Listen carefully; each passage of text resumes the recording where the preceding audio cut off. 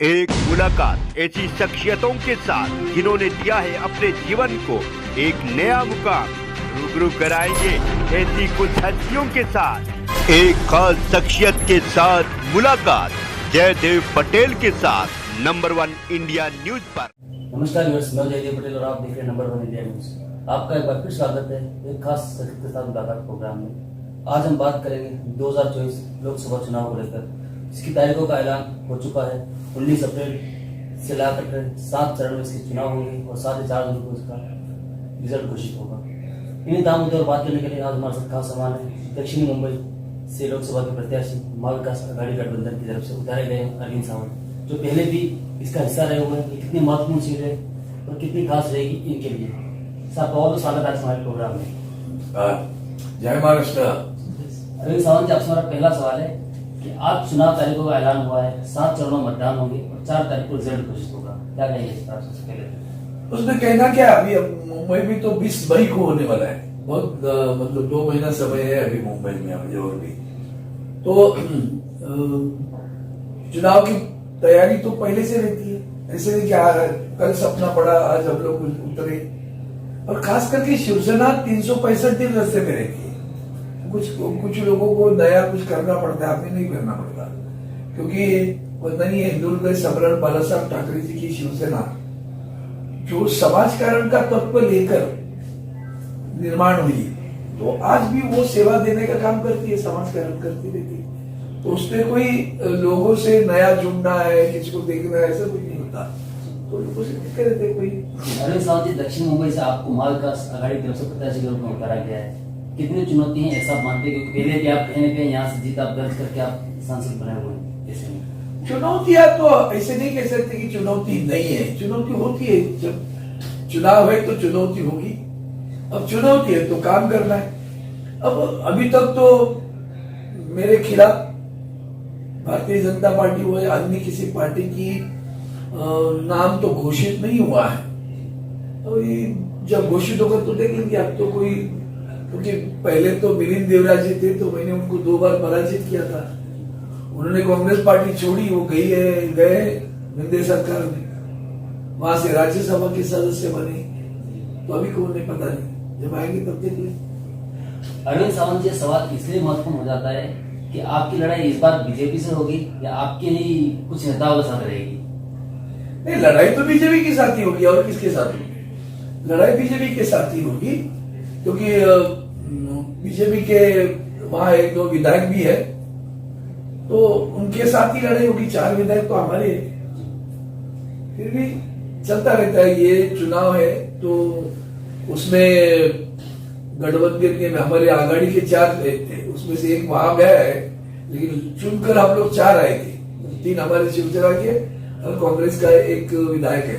तो 4 विधायक तो हमारे आघाड़ी के, 2 ही विधायक तो भारतीय जनता पार्टी के।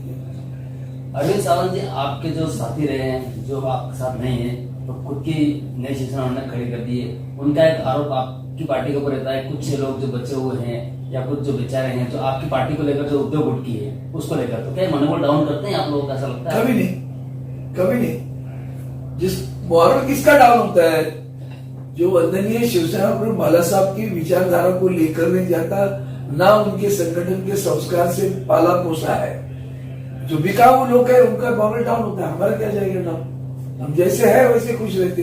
हमें कोई सपने नहीं गिरते प्रधानमंत्री बनना है, तीसरी बार मंत्री बनने, ये नहीं रहते। समाज वंदनीय बाला साहब के एक विचार जो है ना, इतना महत्वपूर्ण विचार है, जो पूरे भारतवर्ष के लोगों के लिए है। वो कहते सत्ता हमारा साध्य नहीं है, सत्ता हमारा साधन है। तो इस साधन है सेवा का। साध्य जिनको लगता है वो सत्ता की दिन रात सोचते रहते हैं, और वो उनका फिर घोड़े बाजार चलता है, ड्रैगन बाजार चलता है। उसमें वो लोग खरीदना, बेचना, डटना, सीबीआई, ईडी धमकाना और सत्ता पाना, ये धंधा हम नहीं करते। अरविंद सावंत जी, जिस सीट से आप प्रत्याशी चुने हुए हैं इस बार, या पार्टी ने आपको उतारा है, वो कहीं एक हाई प्रोफाइल है, शायद तमाम बिजनेसमैन भी वहीं से आते हैं। ऐसे में क्या आपको लगता है कि वो लोग आपको वोट करेंगे, बीजेपी वोट नहीं करेंगे? और करेंगे तो सर क्यों? बहुत गलत फहमी, बहुत बड़े लोगों में भी गलत फहमी है। पहले तो चुनाव क्षेत्र ही नहीं समझते। चुनाव क्षेत्र है 6 विधानसभा का, उसमें शिवड़ी विधानसभा जो है वो सारे मिडिल क्लास एवं गरीबों का है, झुग्गी झोपड़ियां है, नौकरदार लोग हैं। ऐसी शिवड़ी विधानसभा में थोड़े बिजनेसमैन आए हैं अभी नहीं, लेकिन वो भी बेचारे मिडिल क्लास बिजनेसमैन है, वो कोई इंडस्ट्रियल नहीं है, गरीबी से ऊपर आए हुए लोग हैं। अब शिवड़ी हो, बाइकाला हो, वर्ली में थोड़ा 30% समझ हाई प्रोफाइल है, बाकी तो सब चाल ही है ना, बिजली चाल है, पुलिस की चाल है, बसाती क्या है, प्रेम नगर है, सिद्धार्थ नगर है, जिजा माता नगर है, सारी झुग्गी झोपड़ी की बस्ती है। किसने कहा मलबार की मतलब ही दुनिया है क्या? इतनी सी तो टेकड़ी है, उसमें तो मलबार के विधानसभा क्षेत्र में भी गिरगांव आता है, वो समझते हैं मलबार ही आता है, उनको नहीं मालूम नीचे गिरगांव भी आता है। वहां हमारे कितने बार प्रत्याशी चुनकर आए, हमारे विधायक रहे वहां, ये नहीं कि शिवसेना के विधायक कभी नहीं थे, वहां विधायक शिवसेना के चुनकर आए हुए।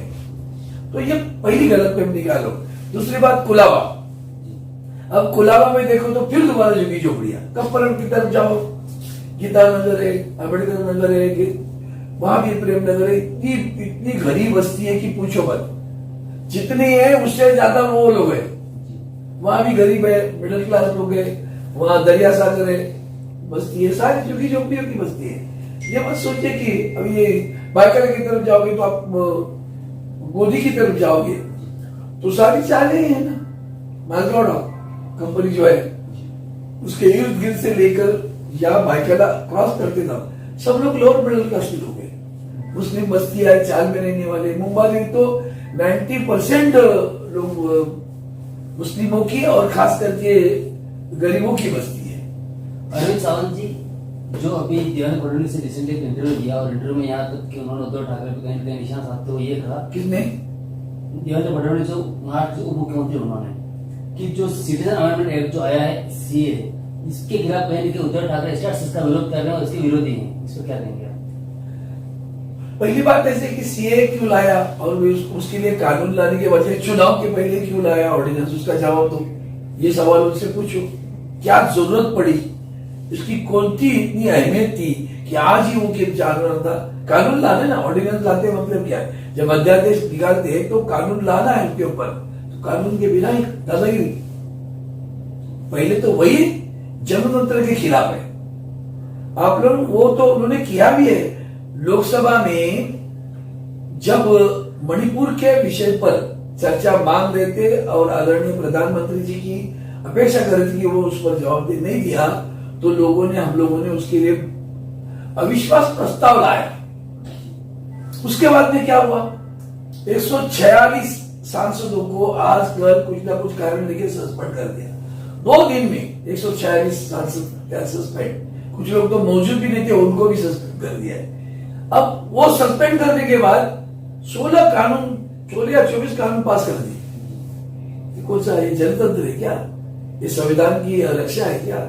ये सारे जो सवाल देवेंद्र फडणवीस पूछते ना, उनको पूछो, ये इन सवालों का जवाब दे दो आप। अरविंद सावंत जी, महाविकास आघाड़ी के सामने एनडीए कितनी चुनौतीपूर्ण है, ऐसा आपको लगता है लोकसभा चुनाव के लिहाज से? महाराष्ट्र की बात करते हैं, महाविकास आघाड़ी बहुत अच्छी तरह बनी है, बहुत मजबूत है। मैंने शुरू में भी कहा था, बहुत महीने पहले भी कहा था, महाराष्ट्र ही उसको एक आयाम देगा कि कैसे गठबंधन किया जाता है, कैसे एक साथ लड़ जाता है। हम लोग तो लड़े थे ना एक साथ, पीठ पे चूरा नहीं उठता। अरविंद सावंत, आपसे मेरा एक आखिरी सवाल है कि महाविकास आघाड़ी कौन से मुद्दों के साथ इस बार चुनाव मैदान में उतरना जा रही है, क्या कुछ रोड मैप?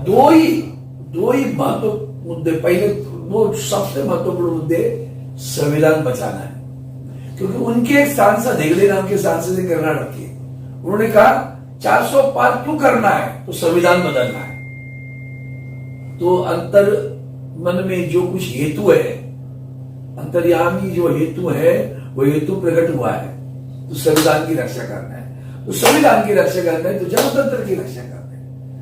अब उसके बाद में मुद्दे आते हैं भ्रष्टाचार के। कल तक ये इल्जाम लगा रहे थे, तो इनकी दोहरी नीति भ्रष्टाचार पे, ये खुद भ्रष्टाचारी है। वो इलेक्ट्रॉनिक बॉन्ड पे मालूम पड़ा कितने भ्रष्टाचारी है। पीएम केयर फंड का भी निकलेगा एक दिन, तब तो पता चलेगा उसमें भी कितने भ्रष्टाचारी है। ये भ्रष्टाचार के खिलाफ है ये नहीं, ये सब डायलॉग था, भाई खाता नहीं वो खाने नहीं देता, बहुत खा लिया। अब दूसरा मुद्दा जब आता है कि जब आप भ्रष्टाचार के खिलाफ की बात करते थे तो सारे भ्रष्टाचारियों को क्यों लिया? सिर्फ लिया नहीं, लेकर आपने उनको मंत्री बनाया। तो आपकी दोगुनी नीति है, सत्ता कारण के लिए कुछ भी कर सकते हो आप, कुछ भी। उसमें सीमा क्या है, मर्यादा का उल्लंघन कितना है? कौन सी मर्यादा कि हम देश के प्रधानमंत्री को एक आदर्श पुरुष समझते हैं। अब वो कहते हैं कि तो आप 75,000 करोड़ का घोटाला हुआ है और दूसरे दिन मैं आपको स्वागत करता हूं, उप मुख्यमंत्री बनाता हूं, वही प्रधानमंत्री के साथ छवि निकालते, कुछ नहीं लगता? शब्द प्रयोग नहीं करना चाहता मैं, करूं? कुछ नहीं लगता आपको कि जनता के लोग साथ में खिलवाड़ करते हो? आप इल्जाम लगा रहे हो, कोई छोटा मोटा आदमी नहीं लगा रहा है, और आपके साथ में वो वापस आते हो, उसको मंत्री बनाते हो। काय की भ्रष्टाचार की? तीसरा मुद्दा। चौथा मुद्दा है महंगाई। पांचवा मुद्दा है महिलाओं पे अत्याचार। छठवां मुद्दा है किसान। 700 किसान मरे, प्रधानमंत्री के आंसू है क्या? नहीं ना। मणिपुर में गए क्या आज तक? जय श्री राम करते हो या छत्रपति शिवाजी महाराज का नाम लेते हो? मणिपुर की जो घटना हुई वो छत्रपति शिवाजी महाराज के कारोबार में कोई बर्दाश्त कर सकता था?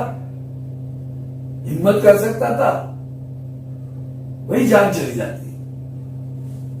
ये तो प्रधानमंत्री देखते भी नहीं ना। 700 लोग मरे तो भी कुछ नहीं, किसान परेशान। और आखिरी मुद्दा महत्वपूर्ण है, बेरोजगारी। सारे जवान बच्चे हमारे पढ़े लिखे डिग्री लेके घूम रहे हैं और नौकरियां कहां? रोजगार नाम के रुपया की बात नहीं करते हो। 2 करोड़ नौकरियां देने वाले थे हर वर्ष। 10 वर्ष हुए भैया तो 20 करोड़ होनी चाहिए।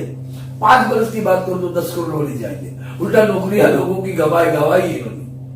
पब्लिक सेक्टर को बेच के वहां वीआरएस देके सब निकाल दिया। सब जगह टेम्पोररी, मैकडॉनल्ड जैसे कंपनी में भी टेम्पोररी लोग हैं। कहां लिखी है? उनका मराठी में एक था, कुठे नेऊन ठेवला भारत, अब कुठे नेऊन ठेवला हिंदुस्तान। कहां रख दिया आपने भारत को?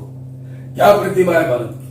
झूठ सब है, सारी झूठी वादे, झूठा बोल, झूठ बोलना, जुमले करना, ये उनका धंधा है। बस सत्ता करना। सत्ता पर क्या है? जनता की सेवा के लिए क्या है? 80 करोड़ को जनता को आप लोग मुफ्त में अन्नदान करते हैं, तो इसका मतलब 80 करोड़ जनता गरीब है ना। तो आपने क्या किया? उठाया उनको? आपने उठाया, वो वही है। तो ये आपका कर्तृत्व है। यही सब मुद्दों को लेकर चुनाव के सामने जाना है। समझ आपने समय निकाला, बहुत धन्यवाद।